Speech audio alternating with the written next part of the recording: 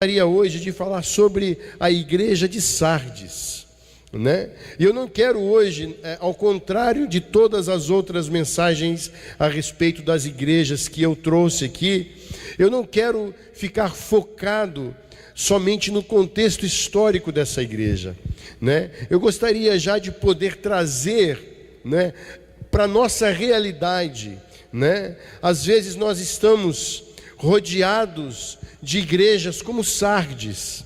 Talvez nós estamos nos comportando como essa igreja, a igreja de Sardes. Então a igreja de Sardes, ela é conhecida na palavra de Deus aqui em Apocalipse como a igreja morta, a igreja sem vida, a igreja que definhava-se mostrando apenas uma aparência. Então eu quero que você abra aí a sua Bíblia no livro de Apocalipse, capítulo 3. E nós vamos ler do versículo 1 ao 6, irmãos. Apocalipse, capítulo 3, versículos 1 ao 6. Eu não quero ser maçante, eu não quero ser muito repetitivo, mas eu gostaria que os irmãos pudessem prestar muita atenção para poder sair daqui com um conhecimento daquilo que Deus quer para a minha vida e para a sua vida. Diz assim, versículo 1, adiante do Apocalipse 3: E ao anjo da igreja que está em Sardes escreve: Isto diz o que tem os 7 Espíritos de Deus e as 7 estrelas. Conheço as tuas obras, e tens nome de que vives, e estás morto. Sê vigilante, confirma os restantes que estavam para morrer, porque não achei as tuas obras perfeitas diante de Deus. Lembra-te, pois, do que tens recebido e ouvido, e guarda-o e arrependa-te. E se não vigiares, virei sobre ti como um ladrão, e não saberás a que horas virei sobre ti. Mas também andarão de branco, mas também tem em Sardes algumas pessoas que não contaminaram suas vestes, e comigo andarão de branco, portanto são dignas disso. Ao que vencer será vestido de vestes brancas, e de maneira nenhuma riscarei o seu nome do livro da vida, e confessarei o seu nome diante do meu Pai e diante dos seus anjos. Quem tem ouvido, ouça o que o Espírito diz às igrejas. Amém? Eu creio que essa é uma palavra, irmãos, muito latente aos nossos dias. Eu creio que essa palavra que nós acabamos de ler, esses versículos, são versículos que expressam a realidade da igreja contemporânea a qual nós vivemos nos dias atuais, nos dias de hoje. A carta escrita para a igreja de Sardes, ela revela a sua realidade interior e do seu conflito existencial. Fala do seu extravio, fala da sua carência, fala da sua ruína. Da igreja de Sardes hoje, aonde era a igreja de Sardes, é um local apenas que traz algumas memórias, algumas lembranças. Hoje não passa de um amontoado de ruínas. Talvez representando aqui o que pode acontecer com a igreja que não ouve aquilo que o Espírito Santo ministra, aquilo que o Espírito Santo fala à igreja. E eu quero aqui, falando dessa igreja que é conhecida como a igreja morta, eu quero trazer aqui algo para que nós possamos ser impactados. Essa igreja, ela vivia uma superficialidade versus a sua realidade. Por isso que no versículo 1 do capítulo 3, Jesus Cristo, o Espírito Santo de Deus, ele diz: Conheço as tuas obras, tens nome que vives, mas está morto. Aqui o Espírito Santo de Deus revela a igreja, ele traz a realidade da igreja à tona. Ele fala: olha, Sardes, você tem fama de ser uma igreja moderna, você tem fama de ser uma igreja abastada, você tem fama de ser uma igreja abençoada, pujante, uma igreja atuante. Mas eu sei a sua realidade, eu conheço a sua realidade, eu sei quem você é. Irmãos, existia em Sardes uma desconexão quilométrica entre a aparência do ser e a aparência daquilo que era realmente.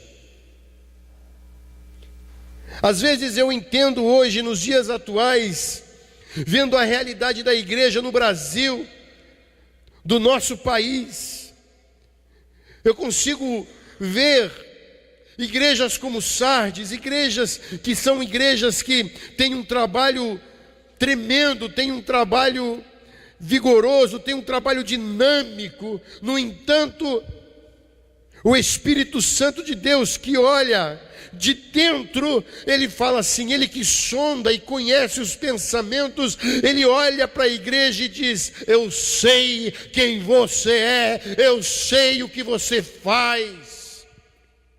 As suas obras não estão perfeitas diante de mim, as tuas obras são obras mortas.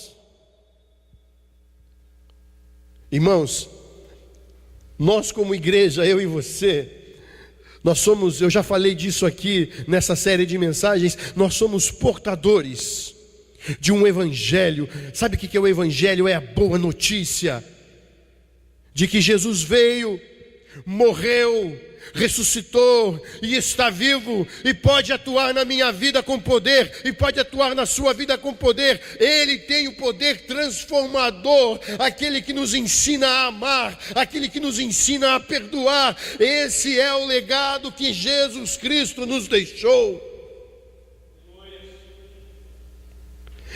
Apesar da igreja de Sardes ter boas obras aos olhos dos homens, apesar da igreja de Sardes ser uma igreja, como eu disse, pujante, uma igreja ativa, uma igreja que tinha sua dinâmica como algo tremendo, como acontece nos dias de hoje. Você quer um exemplo nos dias de hoje o que acontece, irmãos? Quando eu falo de uma igreja pujante, eu não falo também de uma igreja local, mas eu falo quando se faz um evento qualquer e chama alguém muito famoso. A multidão que vai ali são mais curiosos do que fervorosos. Antigamente, quando eu me recordo com isso, com uma lembrança muito viva em minha memória, eu me recordo quando um irmão pegava um violãozinho, ia aqui na Praça Rui Barbosa e ficava tocando aquele violão e falando do amor de Jesus. Poucas pessoas paravam para ouvi-lo. Parece-me que quando o Espírito Santo atua de uma forma sobrenatural, as pessoas fogem da sua presença.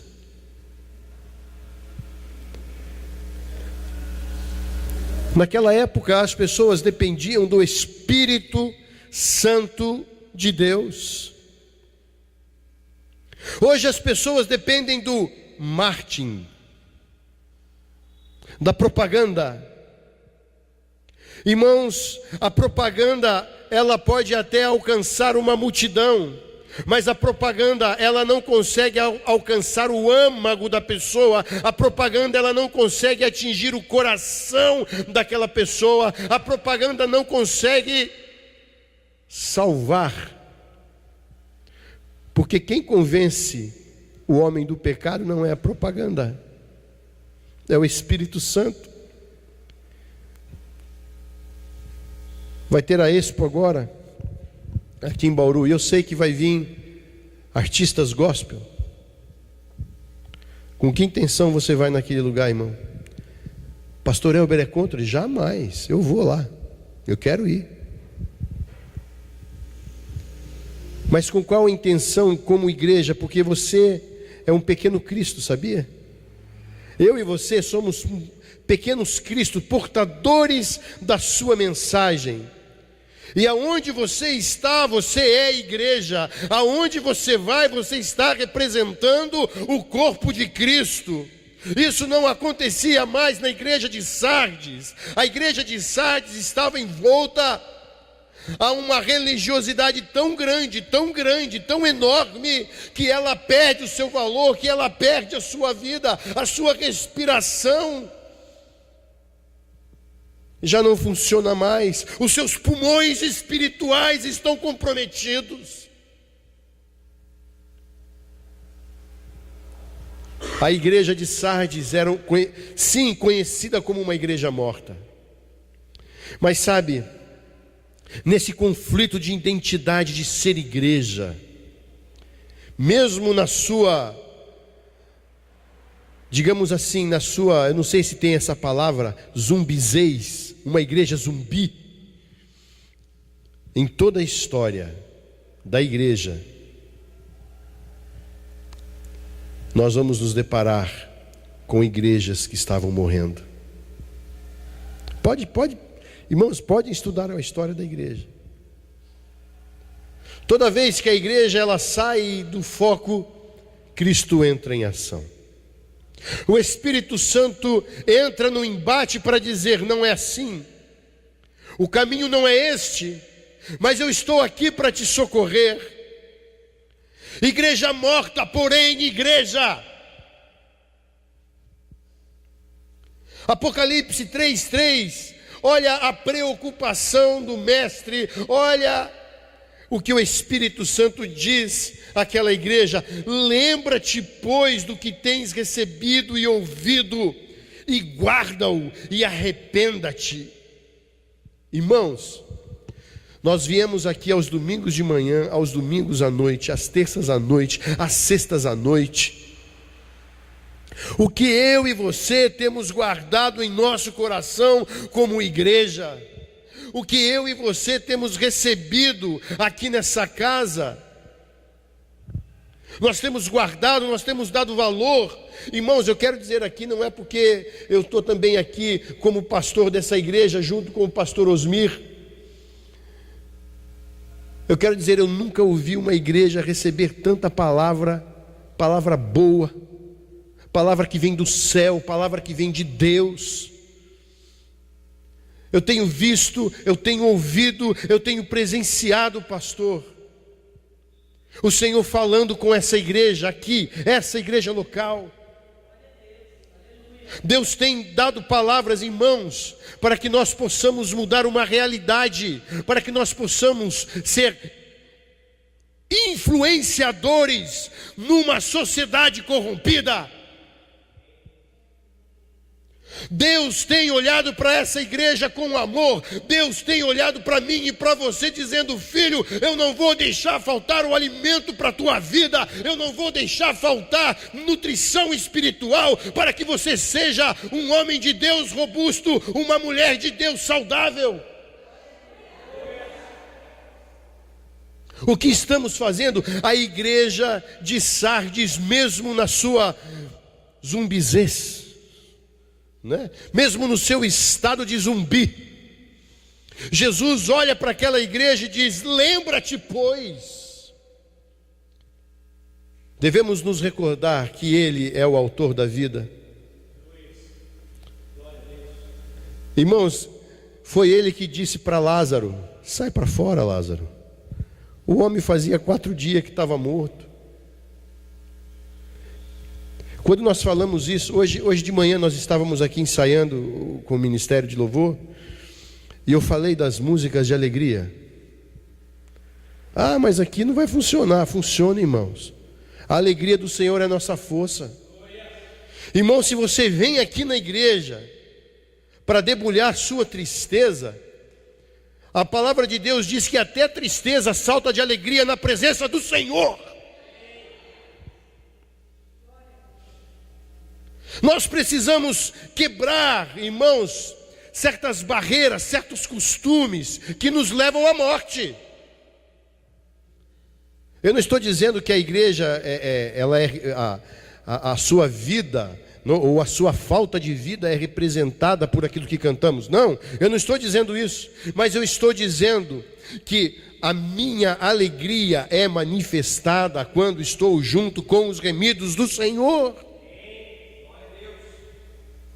Isso é ser igreja, é ter comunhão, é olhar para o meu irmão e ver que ele é um cara cheio de defeito e falar para ele: brother, esse é o pacote, veio completo, hein?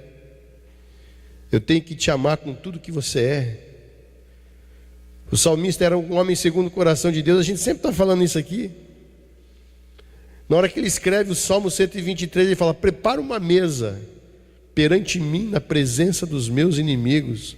Ele estava falando assim: Senhor, apesar de ser meus inimigos, eu quero lhe ofertar a eles uma mesa. O que você faz na mesa, irmão? Você come. Você já viu alguém na mesa brigando, pegando aquela colher do arroz, aquela grandona, e dando na cara do cara lá na mesa? Eu nunca vi isso. Não, se tem, é anormal. A mesa não é lugar disso.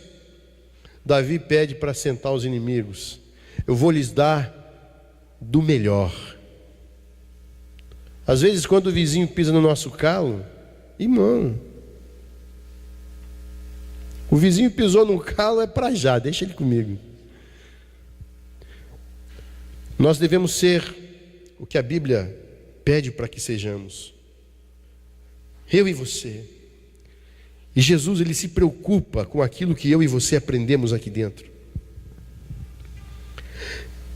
E tamanha é essa preocupação de Jesus comigo e com você, que ele fala: lembra-te, filho.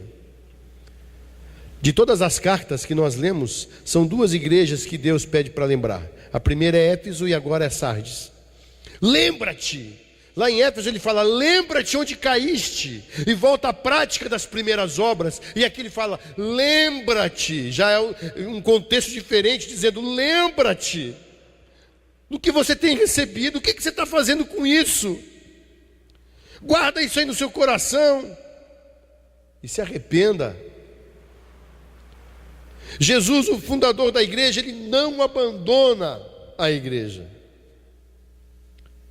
Ele só pede para que eu e você possamos vigiar. Os dias, irmãos, são maus. E eu ouvi um pastor dizendo, um pastor aqui, do nosso ministério lá no Japão, ele dizendo: irmãos, os dias são maus e não vão melhorar. E é verdade. E o pastor aqui falou que não tem crise, e é verdade, não tem crise. Os dias são maus para quem? Para quem está lá, para quem não entende a palavra. Talvez a crise de Sardes tivesse começado aí, porque a cidade de Sardes era tão rica. Ela tinha um rio que dava ouro e prata. Um dos seus imperadores, que chamava Cresso, ele foi tão rico, mas tão rico, que havia um ditado: rico como Cresso. Talvez houve aí uma crisezinha. E eles não puderam entender. Eles não puderam entender que o dono da igreja, o cabeça, Jesus Cristo, não vive crise. Tamanha foi a crise de Sardes, irmãos, que ela morreu. Se você for hoje a Sardes, eu quero aqui usar aqui a minha fertilidade da minha mente. A crise foi tanta que a igreja de Sardes está em ruínas. Você vai lá hoje, lá na Turquia, no vilarejo chamado Sarti. Se você for lá, aonde era essa igreja, só tem um montoado de pedra. Eu quero rever aqui, tamanha foi a crise, que só ficou pedras, só ficou ruínas.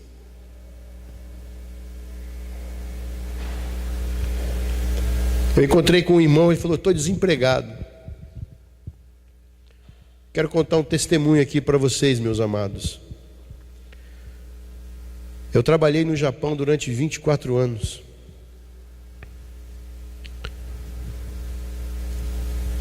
Em 2008 ou 2009, não me lembro o ano exato, eu trabalhava numa empresa muito conhecida aqui no Brasil, a Mitsubishi.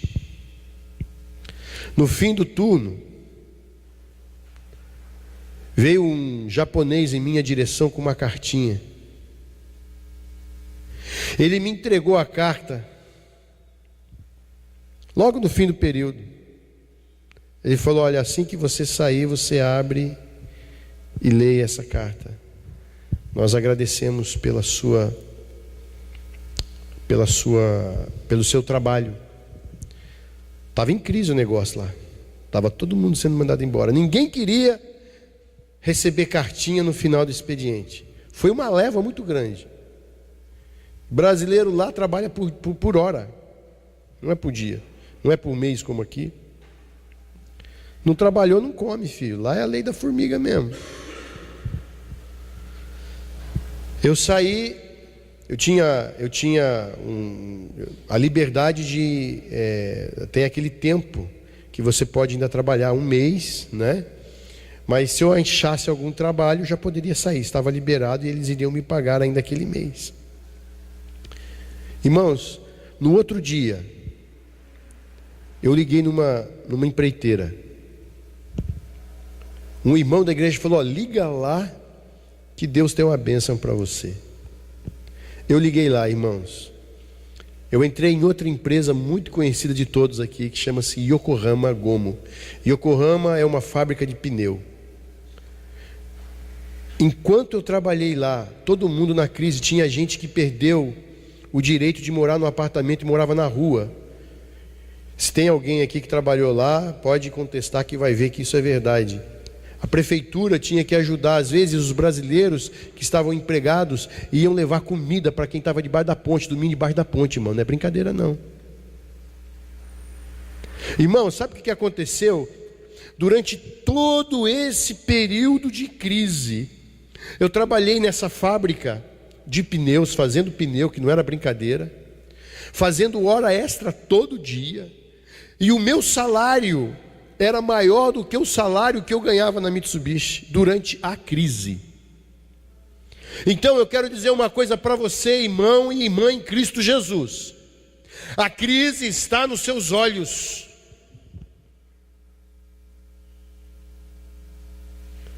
Quando nós permitimos que a crise venha, e bendito aqui isso, foi muito bem falado, nós estamos compactuando com ela. Assim foi em Sardes. Quando houve uma crise qualquer, crise interna, crise de identidade, não estavam preparados para seguir em frente, dizendo assim: não, o Senhor, o Cristo, o Mestre, o cabeça dessa igreja, é Ele que nós seguimos, nós não seguimos a crise. Jesus, o fundador da igreja, Ele não abandona, Ele só pede para mim e para você, como igreja, irmãos, né? Esse irmão que perguntou para mim, que aqui da igreja, ele perguntou para mim e falou assim: estou desempregado, pastor. Encontrei no supermercado, estou desempregado. Eu olhei para ele e falei: você tem fé? Tenho. Vai no culto de oração na terça-feira. Vai lá que você vai ver Deus fazendo milagre. Eu e você, quando nós empenhamos: ah, mas eu pedi, Deus não me arrumou. Meu irmão, se você pediu algo, você não estava esperando isso? Às vezes acontece isso comigo e com você. Nós pedimos algo ao Senhor, mas nós, na verdade, nós não cremos que o Senhor vai fazer aquilo. Olha, isso só acontece comigo, viu, pastor? Não acontece com ninguém aqui. Eu oro, eu peço a Deus, eu falo: não vai acontecer nada. Deus não vai fazer não, não está preocupado comigo não. Deus tem muito o que fazer. Foi assim com você, irmão Rodrigo?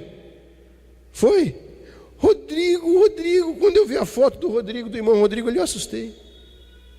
Hoje está bonito, está gordo, está viçoso. Quando nós oramos, nós temos que crer no que estamos falando. Jesus não se esquece, Ele só pede para mim e para você que nos esquecemos. Lembra-te. Oi, lembra-te, eu sou Jesus. Lembra lá, quando eu ressuscitei. Você se lembra lá, quando eu estava de braços abertos na cruz e salvei um assassino? Será que você já esqueceu que eu ressuscitei a filha de Jairo? Será que você tem se esquecido que o Espírito Santo que está em mim fez o sol parar para Josué ganhar a guerra? Será que você tem se esquecido que eu abri o mar vermelho? Será que você tem se esquecido que eu fiz o machado flutuar? Será que você tem se esquecido das grandes obras que eu fiz? Lembra-te. Igreja, precisamos lembrar, igreja, precisamos ter uma memória viva daquilo que Cristo faz por mim e por você. E isso gera algo muito importante para mim e para você: temor a Deus. Em toda a história, irmãos, houveram aqueles que não se deixaram corromper. Olha aqui, Sardes, apesar de ter aparência, apesar de estar morta, havia no meio dela gente que não se havia corrompido, gente que levava o temor de Deus no coração. Olha aqui, versículo 4 e 5 do capítulo 3 que nós lemos. Mas também tens em Sardes algumas pessoas que não contaminaram suas vestes e comigo andarão de branco, portanto são dignas disso. Ou seja, irmãos, no meio do trigo sempre tem não escutei, irmão, só escutei o pastor Osmir. Tem o joio. Irmãos, no meio de uma igreja como essa, repleta, cheia, existem gente que vem aqui, existem homens que vêm aqui para procurar mulheres. Existem jovenzinhos que vêm aqui para procurar aventuras. Existem gente que está no meio da igreja para extorquir o irmão. Eu vivi isso. É o joio. E o que eu devo fazer, irmão? Eu devo matar o irmão? A vontade não falta, fala a verdade, irmão. Vamos ser sinceros. Vontade de pegar no pescoço do irmão e falar assim: irmão, que isso, irmão? Se eu tivesse nascido lá naquela região onde a peixeira fala mais alto, tu ia ver. Não é? Mas não, nós devemos amar. Esse é o temor de Deus. É saber que aquele irmão, ou que aquela pessoa, é joinho. Senhor, o Senhor é o Deus do milagre. Transformou água em vinho. Transforma esse joio em trigo. Não é? Deus pode ou não pode, irmãos? Pode ou não pode? Pode. Transforme esse joio em trigo, né? Porque se deixar por minha conta, Senhor, ai, glória a Deus, que ninguém aqui é Deus, irmão. Glória a Deus, o pastor falou isso, né? Imagine se você fosse Deus. É uma imaginação até muito boba, mas se a gente colocar isso como conhecimento, imagina se você fosse Deus, o que você não ia fazer nesse mundo? Você ia colocar só a sua perspectiva. Ia falar assim: agora você vai ver o que eu vou fazer com esses governos aí do mundo inteiro. Eu sou Deus, eu vou acertar, ninguém mais vai faltar nada, né? Os bandidos eu vou matar tudo. Nasceu com o DNA de bandido, já morre na maternidade. Pá! Ana? Não é assim que funciona. Porque a palavra de Deus diz que Deus é amor, é a essência de Deus. E nós vemos que Deus ama tanto a igreja e que Ele guarda aqueles que são fiéis e que têm o temor de Deus, mesmo sendo trigo, estando rodeado de joio. Em Sardes aconteceu isso, irmãos. Ele diz: olha, andarão comigo de branco aqueles que não se corromperam. Ele diz mais ainda, olha que diz: ao que vencer será vestido de vestes brancas, e de maneira nenhuma riscarei o seu nome do livro da vida. Irmão, Jesus está dizendo para essa igreja e para a igreja contemporânea dos nossos dias: há esperança. Deus não vai te abandonar, Deus não vai me abandonar, se você tem o temor do Senhor no seu coração. Portanto, então guarde o seu coração, guarde as palavras que o Senhor tem dirigido à sua vida, para que você seja um homem e uma mulher cheio, repleto do poder de Deus. A igreja de Sardes, a igreja local, ela pode se transformar, foi transformada em ruínas. Eu quero agora trazer aqui uma realidade, a nossa realidade, irmão. Olha para essa igreja aqui, olha para esse templo. O pastor disse que isso aqui poderia ser um esconderijo. E nós estamos, como nós estamos falando das igrejas do Apocalipse, nós estamos falando dos últimos tempos. Eu quero dizer que isso aqui pode ser sim um refúgio. Isso aqui também pode ser um galpão do anticristo. Ah, que heresia. Não é não. Isso aqui é físico. O mundo jaz do maligno. Na hora que ele botar uma perseguição para a igreja, o que vai ter aqui? Quem é que vai estar aqui?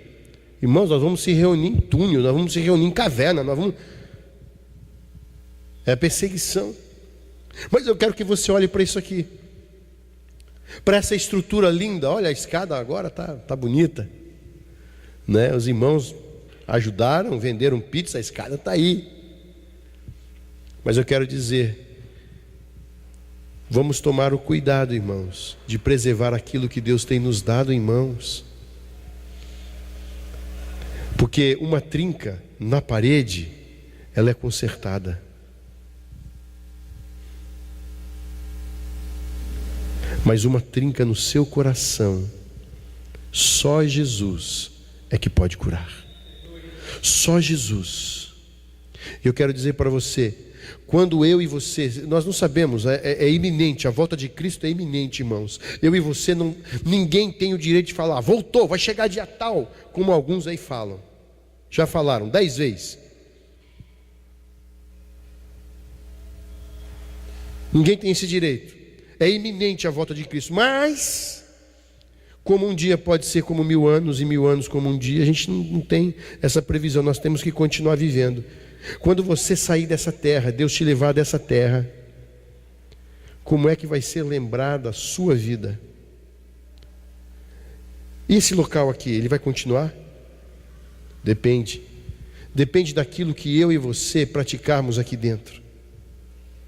Depende daquilo que eu e você deixamos como legado para aqueles que estão vindo depois de nós. Eu gostaria de ir lá do céu, eu não sei, mas eu gostaria de lá do céu poder olhar aqui e dizer assim: poxa, quando eu era encarnado, quando eu estava no físico, fiz parte daquela igreja. Eu estou aqui, irmãos, elucubrando aqui na minha mente, olhando lá de cima, olhando junto com um abraçadinho com Jesus. Ai, que gostoso. Fala: poxa, eu estou vendo aqueles jovenzinhos acordando cedo para ir para a casa do Senhor, e eu fazia isso. Eu quero que você, irmãos, possa olhar adiante pelos olhos da fé e ver aquilo que é verdadeiro, que foi plantado, que foi regado com amor, com carinho. Que esse lugar, que essa igreja, que nós, irmãos, possamos ser um Sardes não morto, mas um Sardes desses que estavam de branco, que não haviam se corrompido. Que essa igreja, não o nome dela, mas eu e você que estamos aqui, possamos ser lembrados por gerações, não pela nossa fraqueza, não pela nossa fragilidade, mas pela nossa perseverança, pelo nosso entusiasmo em Cristo. Eu e você, juntos, eu quero te ver na glória. E quando nós chegar lá, irmão, vai ser uma festa. Lá eu não vou precisar ficar preocupado com a nota musical. Lá eu vou cantar, eu vou arrebentar, pastor. Lugar de alegria. Tem gente que pensa que o céu é aquele lugar verdinho. Lá, irmão, na hora que você vê aquilo, vai sair daqui de dentro aquele gozo, sabe? Aquele negócio que é inexplicável. Ai, onde eu estou? Aleluia, eu cheguei. Ai, Deus me trouxe aqui, glória a Deus. Está entendendo, irmão? A alegria da salvação. Quando você pisa lá, sabe quando você atinge, se você fosse um atleta, você passa aquela faixa, sabe aquela que da chegada, e você passa. É isso que Deus espera de você, é isso que Deus espera de mim. Ele está dizendo: lembra-te, você tem promessa, lembra-te que você é um filho meu, eu comprei você, eu remi você com o meu sangue, não se esqueça disso. Corre, filho, vai, você vai chegar lá. Eu estou te esperando aqui na linha de chegada com os braços abertos. Quando você chegar aqui, campeão, eu vou te dar um abraço. Mas isso é só para quem tem o temor do Senhor. Isso é só para quem tem o temor de Deus. Não é para frouxo. Por isso, irmãos, hoje você tem uma recompensa. A palavra pode ter sido um pouquinho dura, no sentido de dizer aquilo que não é bom. Porque o que não é bom, o que você faz com o que não é bom, irmão? Dentro da sua casa, você joga fora. Vou ficar guardando lixo? Tira o lixo que está no coração, joga fora. Retém o que é bom, diz a palavra de Deus. Do bom tesouro do seu coração, você vai tirar o quê? O que é bom. Então, irmãos, lembra-se de uma coisa: guarda o que é bom, tire o lixo, siga em frente. Não permita que essas coisinhas: eu não vou mais na igreja. Conheço um monte de irmão assim: ai, pastor daquela igreja, se eu for lá, não gosto daquele pastor. Um está ficando careca, o outro já está, o outro é gordinho, o outro que cole-se, né? Que nem o Kiko fala, né? Você me deixa louco.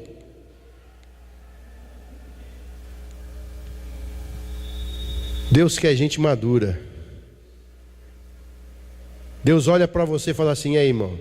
Aí, meu filho, tá pequenininho, né? Tá pensando que vai ser só no leitinho, né? Espera um pouquinho, eu vou engrossar, vou fazer agora vou parar de te dar leite, vou engrossar esse leite, vou fazer um mingauzinho. Depois do mingau, ele fala assim: já acostumou com o mingau? Ah, então espera aí. Vou te dar agora um caldinho, né, com umas coisas mais substanciais. E Deus vai dando. Quando você vê, você está comendo feijoada, está falando: eita, rango bom, né? Deus tem dado palavra boa para você, então alimente-se e diga: Senhor, eu sei que o Senhor tem o melhor para mim. Eu escutei isso, a primeira vez que eu escutei essa frase: Deus tem, o melhor de Deus vai acontecer, viu, pastor? Se eu não me engano, foi uma mensagem que você trouxe há muito tempo atrás, ainda lá em cima. O melhor de Deus está por acontecer. O melhor de Deus está para acontecer na sua vida, irmão. Você crê? Amém. Eu nem vou pedir para repetir, porque já a sua manifestação é aquilo que você crê. Se não crê, nem vai falar nada. Mas glória a Deus, cantamos graças a Deus que nos dá vitória em Cristo. Amém? Eu quero que você fique de pé agora, quero encerrar aqui. Amém? Feche os seus olhos. Ontem, na mensagem, o pastor Osmir, ele disse algo que ficou marcado. para mim. Eu não quero, ele disse, eu não quero atingir o seu emocional, eu não quero pegar o seu emocional. E é verdade. Se o culto é racional, por que nós vamos mandar para o emocional? Eu só quero fazer uma pergunta para a igreja antes de orar. Eu quero que você só acene com a mão. É a pergunta, não é apelo não, irmão, é a pergunta. Quem entendeu a palavra de Deus, levanta a mão, que eu quero entender, eu quero ver. É racional mesmo. Então vamos orar?